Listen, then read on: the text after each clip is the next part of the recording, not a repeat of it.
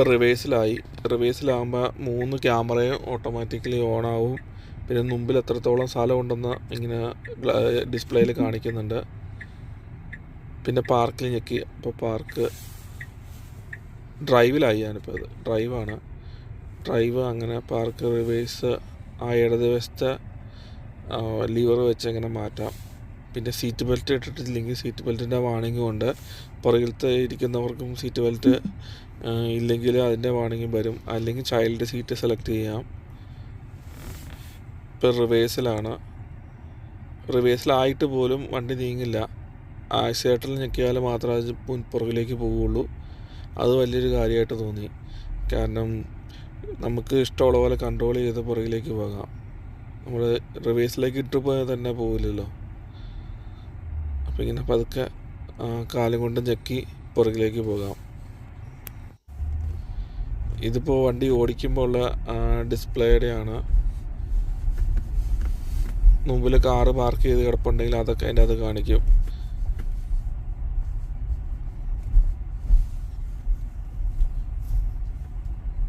കാറുകൾ വരുന്നുണ്ടെങ്കിൽ അതും കാണിക്കും. പിന്നെ ഒരു മാപ്പ് പോലെ ഇതിനെ കാണിച്ചുകൊണ്ടേയിരിക്കും. അതൊരു ഭയങ്കര, ഞാൻ ആദ്യമായിട്ടാണ് കാണുന്നത്. വേറെ ഇലക്ട്രിക് കാറുകളിലുണ്ടാവുമെന്ന് എനിക്ക് തോന്നുന്നില്ല.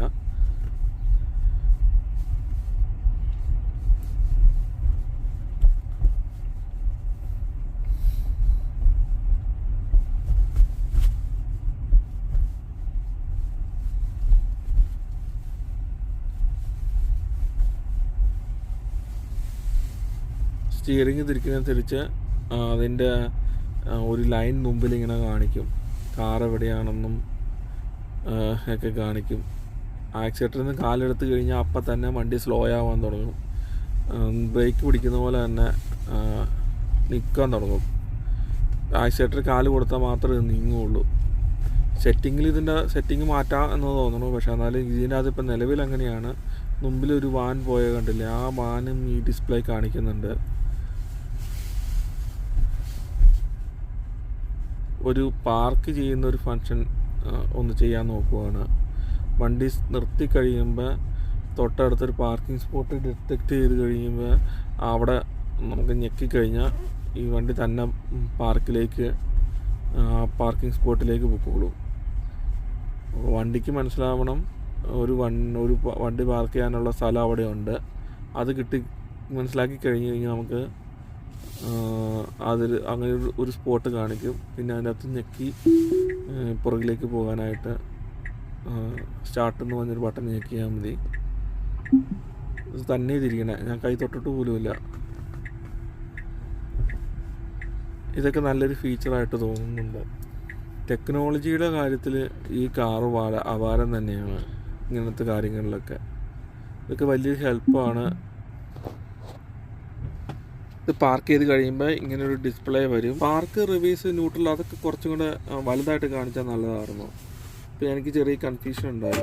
ബ്രേക്കിൽ കാല് ചവിട്ടിയിട്ട് വേണം പാർക്ക്, റിവേഴ്സ്, ന്യൂട്രലിൻ്റെ ആ ലിവർ മാറ്റാൻ. പാർക്കിൽ നിന്ന് പോകണമെങ്കിൽ ബ്രേക്ക് ചവിട്ടിയിട്ട് വേണം ആ ലിവർ മാറ്റാൻ. ഞാൻ ഡ്രൈവിലേക്ക് ഇട്ടു. വണ്ടി മുന്നോട്ട് പോയിക്കൊണ്ടിരിക്കുകയാണ്. വലത്തേക്ക് സ്റ്റിയറിംഗ് തിരിച്ചപ്പോൾ ആ മുമ്പിലത്തെ ലൈന് വലത്തേക്ക് തന്നെ കാണിച്ചു.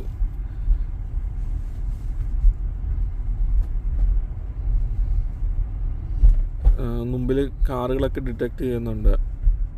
ഡിറ്റക്റ്റ് ചെയ്യുമെന്ന് തോന്നണില്ല, പക്ഷെ കുറേയൊക്കെ കാറുകൾ കാണിക്കുന്നുണ്ട്. ചില കാറുകൾ മിസ്സാവുന്നുണ്ടതായിട്ട് എനിക്ക് മനസ്സിലായിട്ടുണ്ട്. കുറച്ച് മാറിയൊക്കെ കിടക്കുന്ന കാറങ്ങനെ മനസ്സിലാക്കുന്നില്ല. ഒരുമാതിരിപ്പെട്ട എല്ലാ കാറുകളും മനസ്സിലാക്കുന്നുണ്ട്. കുറച്ച് മാറിക്കിടക്കുന്ന കാറുകൾ അത്ര ഇല്ലെന്ന് തോന്നി ഇടയ്ക്ക്. പക്ഷെ എന്നാലും എല്ലാം ഡിറ്റക്റ്റ് ചെയ്യുന്നുണ്ട്, ഒരുമാതിരിപ്പെട്ട എല്ലാം. ഇതിൻ്റെ റഡാർ ഉപയോഗിച്ചാന്ന് തോന്നുന്നു ഈ കാറുകളൊക്കെ തിരിച്ചറിയുന്നതെന്ന് തോന്നുന്നു. അവിടെ ഒരു കാറുണ്ടെന്ന്.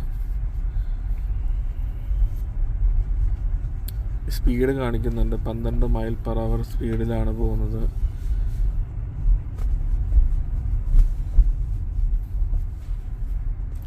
സ്റ്റോപ്പ് സൈനൊക്കെ ഡിറ്റക്റ്റ് ചെയ്തായിരുന്നു. സ്പീഡ് എത്രയാണെന്നുള്ളതൊക്കെ ഓട്ടോമാറ്റിക്കലി കാറ് മനസ്സിലാക്കി നമുക്ക് കാണിച്ചു തരും.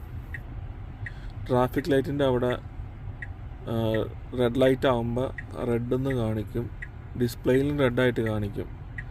കണ്ടോ, ഇപ്പോൾ ഡിസ്പ്ലേയിൽ റെഡായിട്ടാണ് കാണിക്കുന്നത്. അത് ഗ്രീൻ ആകുമ്പോൾ ഒരു ചെറിയ ശബ്ദവും കേൾക്കുന്നുണ്ട്. അപ്പോൾ ഗ്രീനായി. പെട്ടെന്ന് ആക്സിലേറ്ററിൽ ഞെക്കിയത് കൊണ്ട് ആ ശബ്ദം കേട്ടില്ല, പീ എന്നുള്ള ശബ്ദം കേട്ടില്ല.